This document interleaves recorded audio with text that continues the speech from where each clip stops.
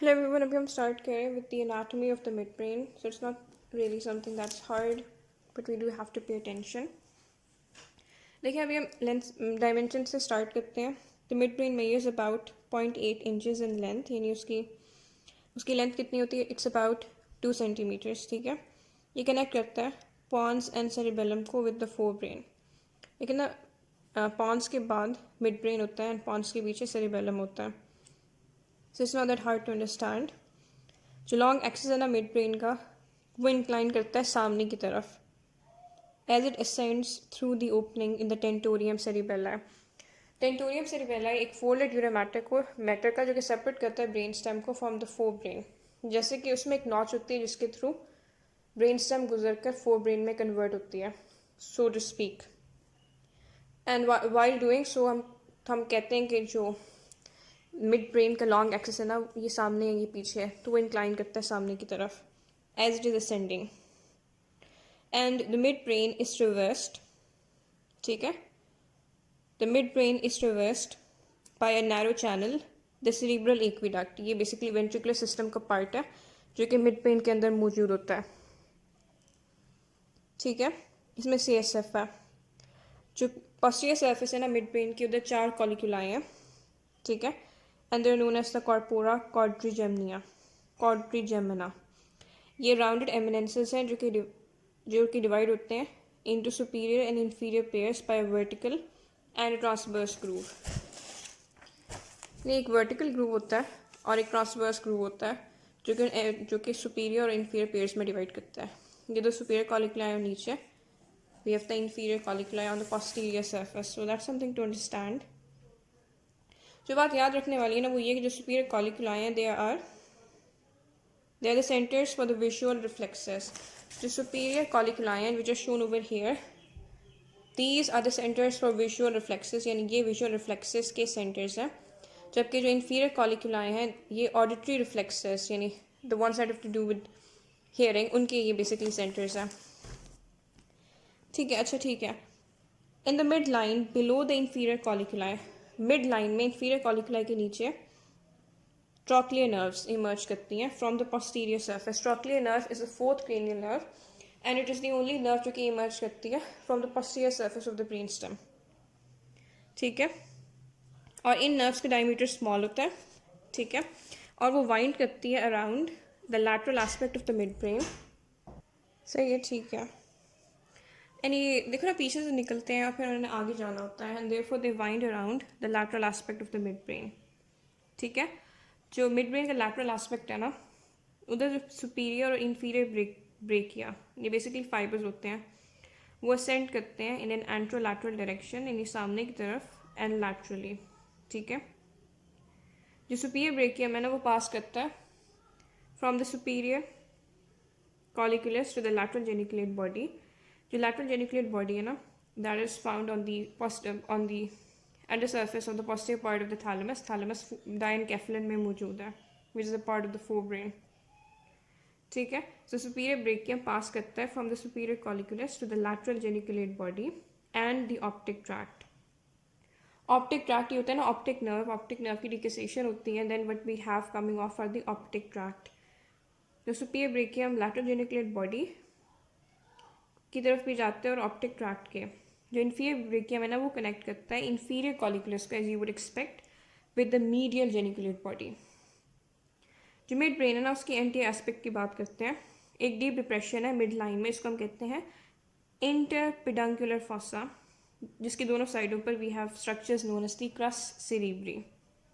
ये इमेजेस में नजर आएंगे. ठीक है, और ये जो फ्लोर होता है ना इंटरपेडंकुलर फॉसा को, उसको बहुत सारी छोटी छोटी ब्लड वेसल्स परफोरेट करती हैं. ठीक है, and because it is perforated in this manner, तो इस एरिया को हम पोस्टीरियर परफोरेटेड सब्सटेंस भी कहते हैं because so many blood vessels are piercing the floor of the fossa in the interpeduncular fossa. Oculomotor nerve third cranial nerve है, वो emerge करती है from a groove on the medial side of the crus cerebri, यानी जो cross cerebri की medial side है ना उस पर एक ग्रूव होता है, वहाँ से ऑक्यूलोमोटर नर्व इमर्ज करती है और पास किधर करती है, फॉरवर्ड होती है in the lateral wall of the cavernous sinus. Cavernous sinus is in the middle cranial fossa. ठीक है, इंटरनल स्ट्रक्चर्स की बात करते हैं. मिड ब्रेन के हम कहते हैं it is made up of 2 lateral halves. जिनको हम कहते हैं सेरिब्रल पेडंकल्स। क्या कहते हैं?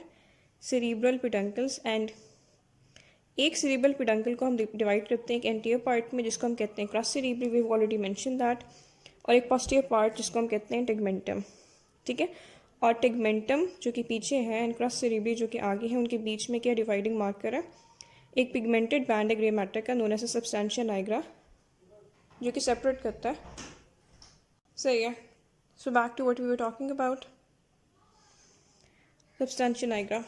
जो नैरो कैविटी है ना मिड ब्रेन की, उसको हम कहते हैं सेरिब्रल एक्विडक्ट, जो कि कनेक्ट होता है थर्ड वेंट्रिकल को फोर्थ वेंट्रिकल के साथ। फोर्थ वेंट्रिकल नीचे होता है, थर्ड वेंट्रिकल ऊपर होता है। टेक्टम मिड ब्रेन का वो पार्ट है जो कि सेरिब्रल एक्विडक्ट के भी पीछे होता है। ठीक है, और इसमें उसकी 4 स्वेलिंग्स होती हैं जिनको हम कहते हैं सुपीरियर एंड इंफीरियर कॉलिकुलाई। ज़ाहिर है सेरिब्रल एक्विडक्ट का पेंडमा ने लाइन किया हुआ है just like any part of the ventricular system, और सेरिब्रल एक्विडक्ट के सराउंडिंग में ग्रे मैटर होता है, इसको हम कहते हैं central grey matter, because aqueduct भी बीच में, और बीच में है ना बेसिकली मिड ब्रेन के, and it is surrounded by grey matter, तो उस ग्रे मैटर को सेंट्रल ग्रे मैटर कहते हैं।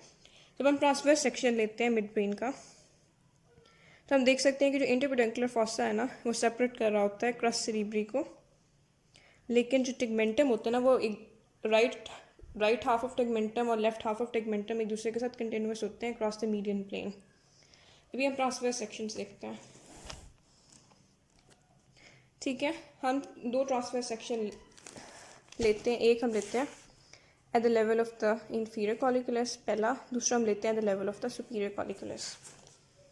जो इंफीरियर कॉलिकुलस है ना, लार्ज न्यूक्लियस है ग्रे मैटर का, lies beneath the corresponding surface elevation and forms part of the auditory pathway, because we said कि इसके fibers जा रहे होते हैं to the medial geniculate body and it's part of the auditory reflexes, और इसलिए therefore lateral lemniscus auditory pathway ना auditory ascending tract है, तो बहुत सारे fibers रिसीव करता है, और फिर ये pathway कंटिन्यू करता है inferior brachium के जरिए to the medial geniculate body। Trochlear nucleus हमने कहा कि 4th नर्व का न्यूक्लियस है, एंड therefore we've said कि जो मिड ब्रेन है ना, उसमें 2 न्यूक्लियाई होते हैं, एक तो 3rd नर्व का न्यूक्लियस होता है, दूसरा 4th नर्व का न्यूक्लियस होता है।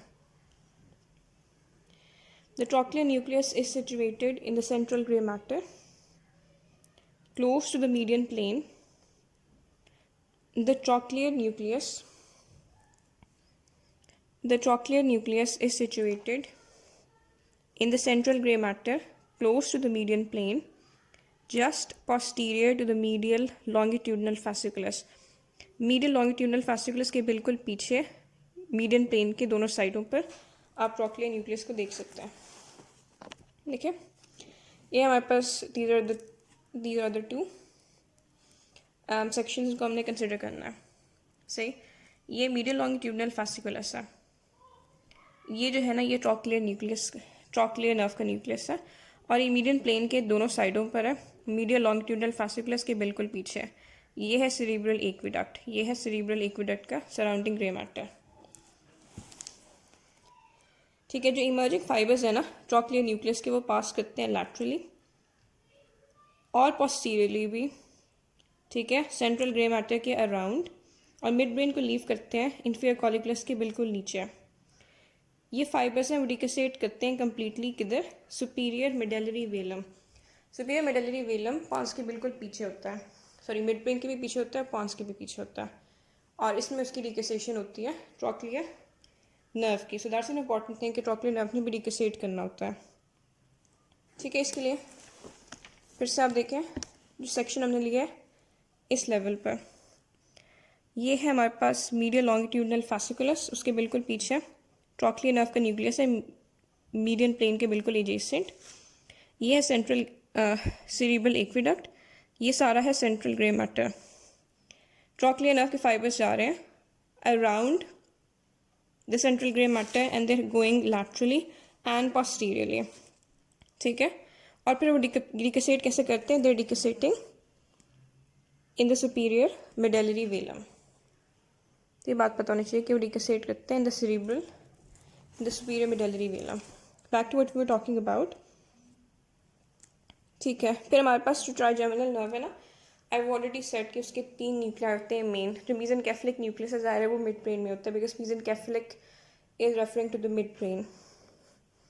The mesencephalic nuclei of the trigeminal nerve are lateral to the cerebral aqueduct, ठीक है, and the decussation of the superior cerebellar peduncles, उनकी डिकेसेशन होती है ना, एंड डिकेसेशन मतलब crossing the midline, and they occupy the central part of the tegmentum anterior to the aqueduct. इसमें हम देख सकते हैं कि जो बहुत इंटरेस्टिंग फीचर है ना of the cross section at the level of the colliculus, ये हमने देखा मीडियल लॉन्गिट्यूडिनल फैसिकुलस, उसके जस्ट पोस्टीरियर मीडियन प्लेन के बिल्कुल एजेसेंट ट्रॉक्लियर नर्व का न्यूक्लियस है, सेरिब्रल एक्विडक्ट है, ग्रे मैटर यूं करके है, इस एक्विडक्ट के बिल्कुल लैटरल ये जो येलो मैन है that is the mesencephalic nucleus of the trigeminal nerve, ठीक है। और बिल्कुल हम यहाँ देख सकते हैं ये जो है ना this is the decussation of the superior cerebellar peduncle, and ये टेगमेंटम है ना, हमने कहा था कि substantia Niagara, this is the substantia Niagara, वो डिवाइड करता है सेरिब्रल पेडुंकल्स को into the crus सेरिब्री which is over here and the tegmentum which is over here. तो टेगमेंटम ये है ना, तो इसके बिल्कुल सेंट्रल पोर्शन में डिकेसेशन है सुपीरियर सेरिब्रल पेडुंकल की। So I'm hoping this is still making sense. The reticular formation is smaller than that of the pons and is situated lateral to the decussation. Decussation के lateral आपको reticular formation मिलेगी, लेकिन ये जो reticular formation है ये pons की निस्बत smaller है। ये बेसिकली उन्हें थ्रेडेड सा शो किया है, this is referring to the reticular formation of the mid brain. फिर मीडियल लेमेनिस्कस की बात करते हैं, we finally talking about the ascending tracts. The medial lemniscus ascend करता है posterior to the substantia nigra, substantia nigra के पीछे यानी टेगमेंटम में, ठीक है। और मीडियल लेमेनिस्कस के लैटरली सिचुएटेड है spinal lemniscus and spinal lemniscus में हम दोनों स्पाइनोथैलेमिक एंड इवन स्पाइनोटेक्टल को कंसिडर करते हैं, और मज़ीद हम कह सकते हैं लैटरली ट्राइजेमिनल लेमेनिस्कस होता है, ठीक है। जो लैटरल लेमेनिस्कस है वो सिचुएटेड होता है ट्राइजेमिनल लेमेनिस्कस के भी पीछे, so that's not something that's hard, आप क्लियरली देख सकते हैं। सब्सटेंशिया नाइग्रा के पीछे you can see the medial lemniscus, medial lemniscus के लैटरल स्पाइनल लेमेनिस्कस है और ट्राइजेमिनल लेमेनिस्कस है, देखिए ना यूं करके जा रहा है लैटरली, और ट्राइजेमिनल लेमेनिस्कस के posterior you can see the lateral lemniscus, ये लेबल्ड भी है medial lemniscus, spinal lemniscus, trigeminal lemniscus, lateral lemniscus, ठीक है। हम होपिंग की सारी चीज़ें नज़र आ रही हैं, ठीक है।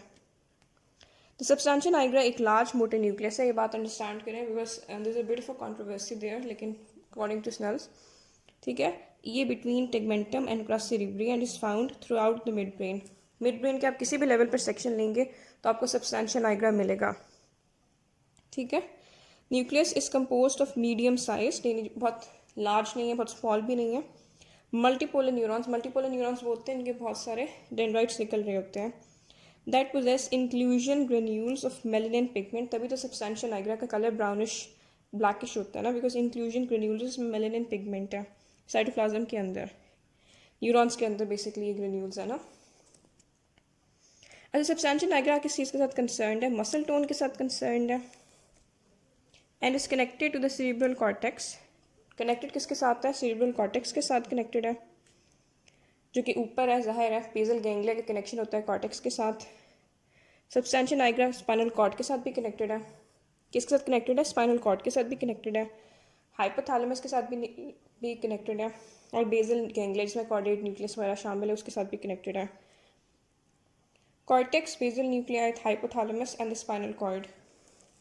क्रस सेरिब्री की बात करते हैं, इंपॉर्टेंट डिसेंडिंग ट्रैक्ट्स होते हैं। क्रस सेरिब्री में क्या मौजूद होता है, important descending tracts, any tegmentum से सेपरेट होता है बाय द सब्सटेंशिया नाइग्रा, ठीक है। हमारे पास कॉर्टिको स्पाइनल ट्रैक्ट, ये बेसिकली मेजर डिसेंडिंग पाथवे है ना बॉडी का, and the cortico nuclear fibres वो ऑक्यूपाई करते हैं मिडल 2/3, जो क्रस सेरिब्रे का मिडल 2/3 पोर्शन है ना उसे किसने ऑक्यूपाई किया हुआ है, कॉर्टिको स्पाइनल फाइबर्स ने और कॉर्टिको न्यूक्लियर ने, ठीक है। जो फ्रंटोपोंटाइन है ना which means from the frontal part of the cortex to the pons का कौन सा वाला एरिया, वो बाकायदा न्यूक्लियाई होते हैं, उनको हम पोंटाइल न्यूक्लियाई कहते हैं। फ्रंटोपोंटाइन फाइबर्स ये एक्चुअली ना इवेंचुअली जान होता है सेरिबेलम में, ये occupy the medial part of the crus. Temporopontine fibres temporal lobe से वो ऑक्यूपाई करते हैं lateral part of the crus, जबकि मिडिल 2/3 में corticospinal and corticonuclear fibres है, These descending tracts connect the cerebral cortex. Cerebral cortex को किससे जोड़ती हैं? To the anterior grey column of the cord, ठीक है, बिकॉज ये अपर मोटर न्यूरॉन्स है ना, ठीक है। ये डिसेंडिंग ट्रैक्ट्स कनेक्ट करती हैं कॉर्टेक्स को anterior horn of the spinal cord के साथ। कॉर्टिको स्पाइनल फाइबर्स की बात हो रही है। क्रेनियल नर्व न्यूक्लियर के साथ कॉर्टिको न्यूक्लियर फाइबर्स की बात हो रही है। पॉन्स के साथ कॉर्टिको पॉन्टाइन फाइबर्स की बात हो रही है। और क्योंकि पॉन्स ने फिर सेरिबेलम में सेंड करना होता है, इसलिए सेरिबेलम भी।